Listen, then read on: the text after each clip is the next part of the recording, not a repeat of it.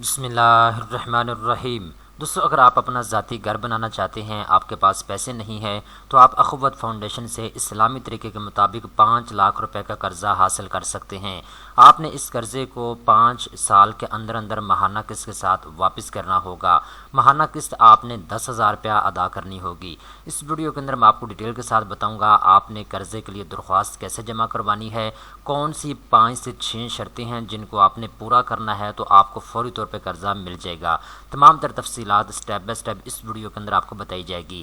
سب سے پہلے نمبر پہ دوستو ایک چیز آپ نوٹ کر لیں، گورنمنٹ آف پاکستان کی جو ہاؤسنگ لون ہے اس اسکیم کے تحت اخوت فاؤنڈیشن آپ کو آسان شرائط کے اوپر قرضہ فراہم کر رہا ہے۔ اس اسکیم کے تحت غریب مستحق لوگ، مزدور لوگ اپنے ذاتی گھر بنانے کے لیے قرضہ لے سکتے ہیں۔ تو دوستو یہاں پہ میں نے آپ کو بتا دیا ہے زیادہ سے زیادہ قرضہ آپ کو 5 لاکھ روپے تک مل سکتا ہے۔ اگر آپ چاہیں تو اپنی ضرورت کے مطابق 1 لاکھ بھی قرضہ لے سکتے ہیں، 2 لاکھ بھی، 4 لاکھ بھی، یہ آپ کے اوپر ڈیپینڈ کرتا ہے۔ ٹھیک ہے، یہ جو قرضہ ہے یہ آپ کو مختلف مقاصد کے لیے دیا جائے گا۔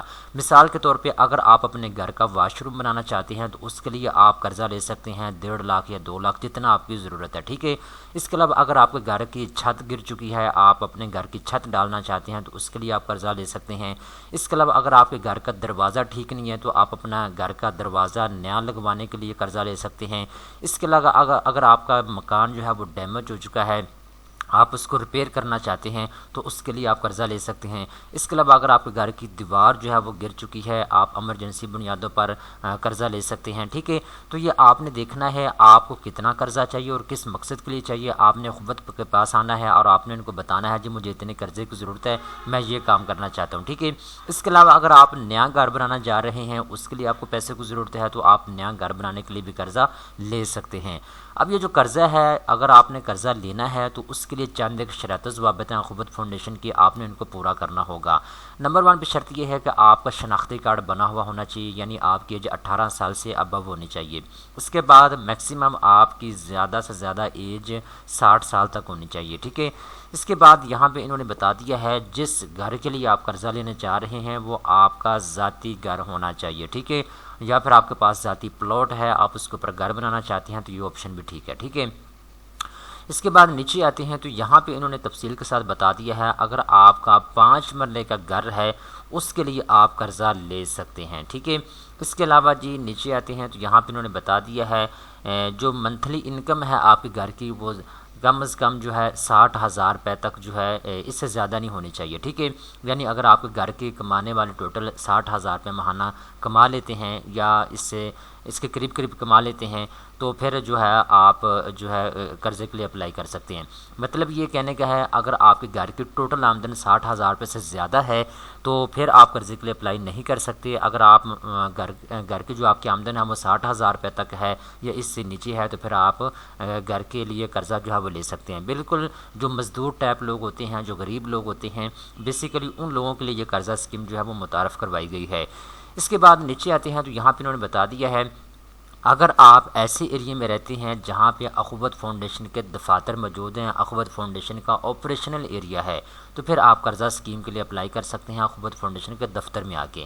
ٹھیک ہے، اگر آپ ایسے ایریے میں رہتے ہیں جہاں پہ اخوت فاؤنڈیشن کا دفتر ہی نہیں ہے، جہاں پہ اخوت فاؤنڈیشن ایگزسٹ ہی نہیں کرتا، تو پھر آپ قرضے کے لیے درخواست نہیں دے سکتے۔ ٹھیک ہے، اس کے بعد آپ کی جو کریڈٹ ہسٹری ہے وہ بالکل ٹھیک ہونی چاہیے۔ کریڈٹ ہسٹری کا مطلب یہ ہے اگر آپ نے کہیں سے قرضہ لیا ہوا ابھی تک واپس نہیں کیا، آپ ڈیفالٹر ہیں تو پھر آپ کو قرضہ نہیں ملے گا۔ اس کے بعد آخری ان کی شرط یہ ہے کہ آپ کا جو کریکٹر ہے آپ کی کمیونٹی کے اندر وہ ٹھیک ہونا چاہیے، یعنی آپ اپنے خاندان میں اچھے الفاظ سے یاد کیے جاتے ہیں۔ اگر آپ اپنے خاندان میں کسی غلط ایکٹیویٹی میں شامل ہیں تو پھر آپ کو قرضہ جو ہے وہ نہیں ملے گا۔ ٹھیک ہے، جس کو بھی خاندان والے منہ نہیں لگاتے اس کو کون پوچھے گا، سیدھی سی بات یہ ہے۔ تو یہ وہ شرائط و ضوابط ہیں جن کے تحت آپ کو اخوت فاؤنڈیشن جو ہے قرضہ فراہم کر رہا ہے۔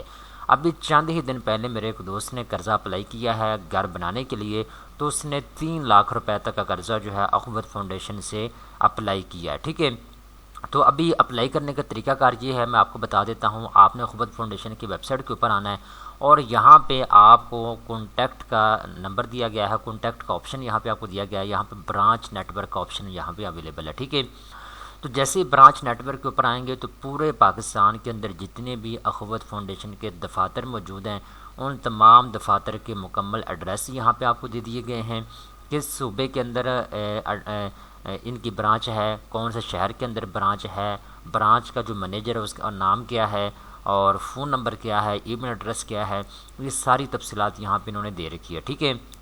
مثال کے طور پہ یہاں پہ سب سے پہلے نمبر پہ اٹک ہے، ضلع اٹک کے اندر جو ان کا دفتر ہے یہاں پہ اس کا ایڈریس دیا گیا ہے، پنجاب کے اندر ہے صوبہ میں، اور سٹی اٹک ہے، اس کے علاوہ ڈسٹرکٹ اٹک ہے، منیجر کا نام جو ہے رضوان اللہ ہے، اور اس کا فون نمبر یہ ہے، ٹھیک ہے، اور اس کے علاوہ یہاں پہ اس کا ای میل ایڈریس دیا گیا۔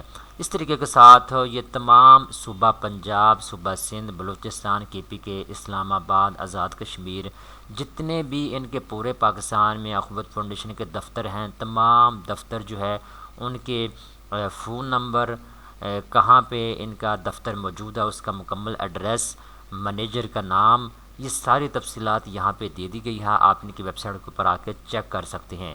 جو دوست یہ پوچھتے ہیں کہ ہمارے ایریے میں اخوت فاؤنڈیشن کا دفتر کہاں پہ موجود ہے، تو آپ اس کی ویب سائٹ کے اوپر آ کے چیک کر سکتے ہیں کہ آپ کے علاقے میں، آپ کے ضلع میں، آپ کی تحصیل میں کہاں پہ اخوت فاؤنڈیشن کا دفتر ہے، یہاں پہ ان کی ویب سائٹ کے اوپر آ کے آپ چیک کر سکتے ہیں، ٹھیک ہے۔ میں آپ کو لنک میں نیچے ڈسکرپشن کے اندر پرووائڈ کر دوں گا، آپ اس کو اوپن کر کے یہاں آ کے تمام تر تفصیلات خود بھی پڑھ سکتے ہیں۔ تو 2023 میں آپ اخوت فاؤنڈیشن سے کیسے قرضہ لے سکتے ہیں، کن شرائط ضوابط کے اوپر آپ کو قرضہ ملے گا، خاص کر جو گھر بنانے کے لیے قرضہ لینا چاہتے ہیں وہ یہ لازمی طور پہ تمام تر شرائط و ضوابط کو پورا کریں اور اخوت فاؤنڈیشن سے آپ قرضہ اپلائی کر سکتے ہیں۔ اب آخری بات آ جاتی ہے کون کون سے کاغذات کی آپ کو ضرورت ہوگی جب آپ نے قرضہ اپلائی کرنا ہے۔ تو بھائی بیسک جو کاغذات ہوتے ہیں وہ اخوت فاؤنڈیشن آپ سے مانگتا ہے، جیسے کہ شناختی کارڈ کی کاپی ہوگی، اس کے علاوہ جی اخوت فاؤنڈیشن جو ہے جب آپ قرضہ اپلائی کرنے آتے ہیں تو آپ کو فارم دیتا ہے جو آپ نے پر کر کے جمع کروانا ہوتا ہے۔ اس کے علاوہ گھر کا ایک بجلی کا بل یا گیس کا بل آپ کے پاس ہونا چاہیے، اس کی کاپی آپ سے لی جاتی ہے، ٹھیک ہے۔ اس کے علاوہ 1 یا 2 بندے آپ کو چاہیے ہوتے ہیں جو آپ کی گارنٹی فراہم کریں، ٹھیک ہے، جو آپ کی ضمانت دیں، وہ آپ کو چاہیے ہوتے ہیں، ان کے شناختی کارڈ کی کاپی آپ کو چاہیے ہوتی ہے۔